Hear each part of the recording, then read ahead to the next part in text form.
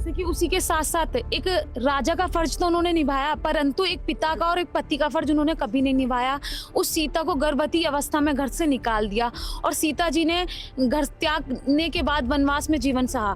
उसके बाद जब लव कुश श्री राम जी के पास कथा सुनाने जाने लगे थे और जब उनको पता था कि लव कुश उनकी संतान है, तो उन्होंने उस चीज पर भी संदेह किया कि लव कुश मेरी संतान कैसे हो सकते हैं। फिर पुनः उन्होंने सीता को बुलाया कि अगर सीता अपनी शुद्धता का द्वारा प्रमाण दे देती है तो मैं उसको अपने प्रजा में शामिल कर लूंगा। परंतु माता सीता की जब सीता के चरित्र पर जब इतनी उंगली उठी तो वो हद से पार हो चुकी थी। तब भी श्री राम जी ने सीता जी के चरित्र को लेकर उंगलियां उठाई। तब नारी यानी कि खुद उनकी पत्नी ने ये बोला कि इस धरती पर नारी का अपमान होता है, यह नारी के साथ दुराचार होता है, मैं ऐसे पति के साथ नहीं रह सकती। और इतना ही कहकर वो धरती में समा गई। दर्शकों, श्री राम जी के राज में नारी का अपमान होता था, इसी बात का समर्थन करती है मूवी से ली गई ये क्लिप।